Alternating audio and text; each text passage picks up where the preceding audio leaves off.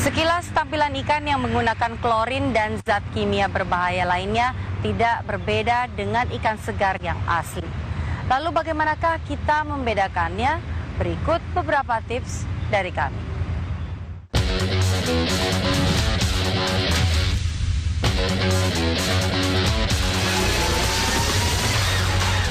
Penggunaan zat-zat kimia berbahaya pada makanan laut seperti yang dilakukan Timbul memang sangat membahayakan.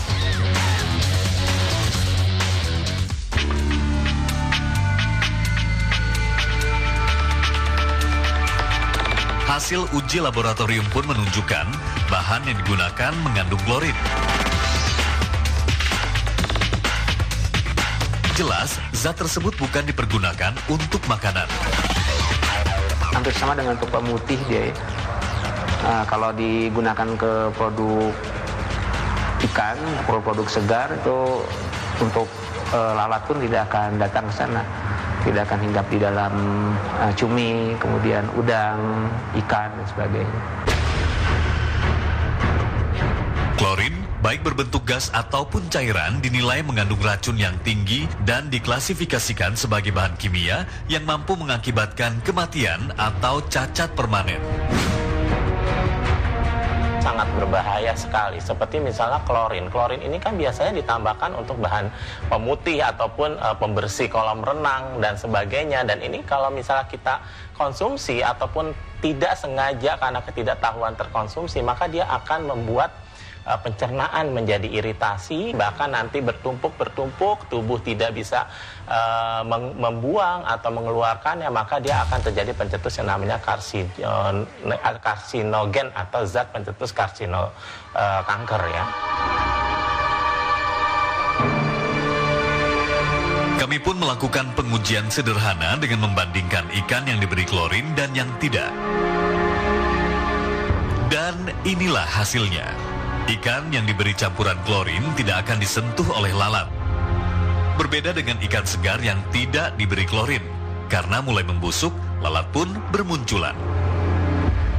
Sementara dari fisik ikan, bila diberi klorin, ikan akan terlihat lebih bersih dan cerah.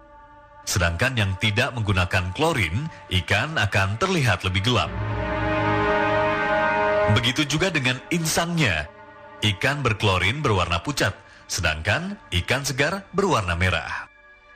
Bentuk permukaannya saja, permukaan ikan kalau dia menggunakan klorin itu agak keset permukaannya, tapi kalau tanpa menggunakan klorin itu licin permukaannya, dan dalam waktu 1 sampai 2 hari dalam kondisi suhu kamar itu akan timbul bau. Kemudian bau ikannya pun bau amis ikannya masih ada, tapi kalau menggunakan klorin itu bau amis ikannya tidak ada. Timbul dan teman-temannya sebenarnya sadar atas penipuan yang mereka lakukan. Akan tetapi karena kebutuhan hidup dan tidak adanya pengawasan, membuat para penjual ikan nakal ini masih merasa aman. Pembeli nggak akan lapangan? Enggak. Nggak pernah ada yang nanya? Enggak. Pernah ketahuan nggak? Enggak sih. Adanya praktek kecurangan ini menunjukkan lemahnya pengawasan pemerintah terhadap para pedagang hasil laut. Pemerintah pun berdalih telah melakukan razia. Namun karena kelihayan oknum pedagang, praktek nakal ini terus saja terjadi.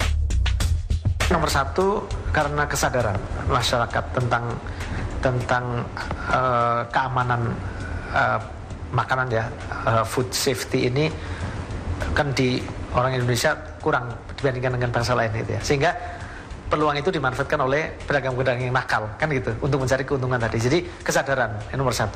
Nah yang kedua, memang sistem pengawasan itu sendiri kami sadar bahwa kita belum menjangkau ya, sehingga bisa menjamin di tingkat hilir seperti di pemasaran-pemasaran itu kita bisa menjamin bahwa kita bisa mendeteksi secara maksimal.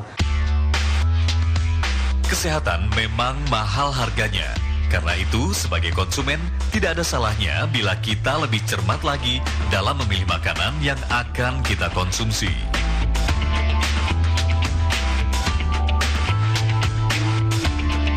Tim Reportase Investigasi.